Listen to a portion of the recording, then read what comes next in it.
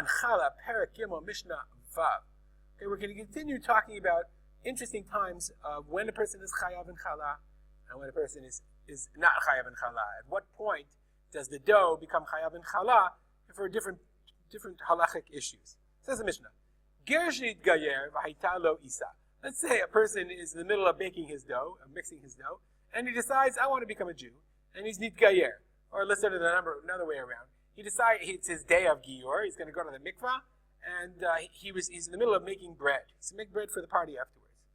Na'asit ad shelo nit gayer, if he makes the dough. I.e., remember we talked about gilgul, okay? He made the dough round, ad shelo nit gayer, before he actually went to the mikvah, before the Giyur, patur. Then even if it's more than the required amount, the dough is patur. Why? Because he's still non-Jewish. He's not a Jew, so therefore the dough is not chayav.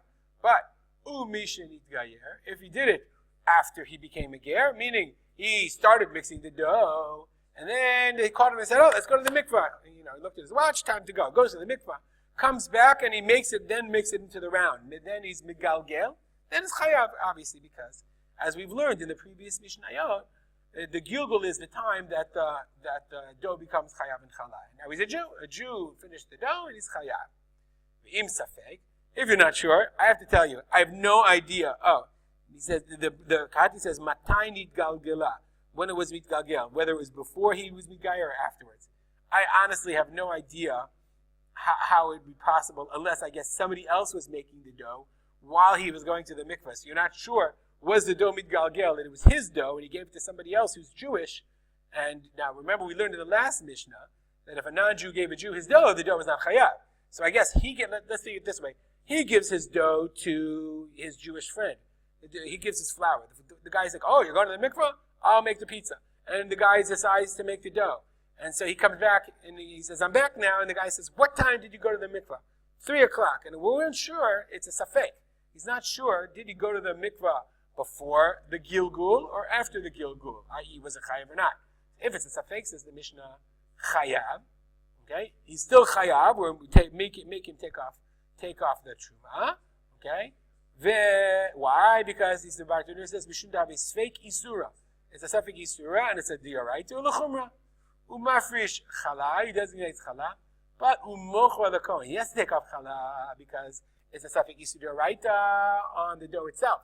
But he doesn't have to give it to the kohen because maybe he's not chayav in challah. Maybe the guy made the dough while he was still not Jewish. Okay, and so therefore the value is his. So therefore he can sell it to the kohen. He sells it on the kohen market as truma, as challah. Okay, but the Mishnah says ve'en chayavin aleha chomesh. This is talking about a person. Let's say a person eats the challah by accident, b'shogeg. So normally, if a person eats truma, we've learned in Hilchot in Trumot or Challah, he's chayav, he has to pay back Keren and the Chomesh. Okay, so in this case, if he eats b'shogeg, since it's safek Challah, ein chayavin aleha Chomesh. Okay, but the Bartidura adds, Keren mishalem, but he still has to pay Keren. Why? The tashlume truma kapara ninu. Giving up, paying truma that was eaten b'shogeg is a kapara for a sin.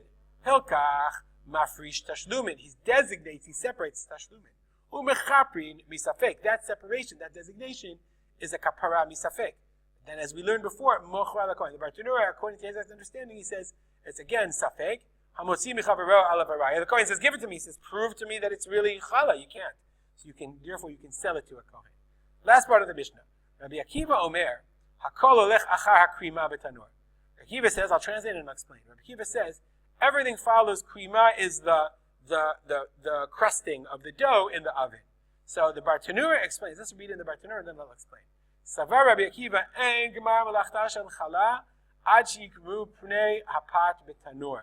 V'zohi onata lechallah. Rabbi Akiva argues on basically the entire chapter. Everything we've been learning till now, from the beginning, is gilgul, gilgula, gilgula achit, gilgula ha'isa.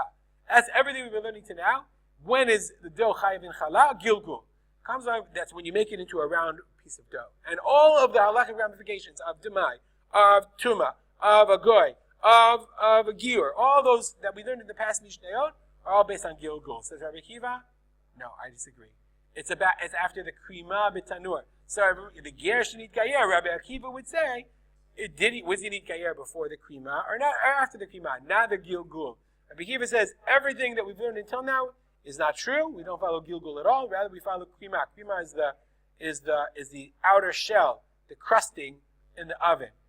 But the Bartenura says, Eino lachak Rabbi Akiva. We don't pass them like Rabbi Akiva. Rather, we follow the Stam Mishnah, and the time that's called ve'ah for challah, for giving off challah, but the chi of challah, as we've said, is gilgul, the rounding of the dough. We'll stop here. If you have any comments or questions, email me at arspolter@gmail.com. I will dedicate our learning to the memory of my father, Rav Simcha ben Yitzchak Kalman. Have a great day.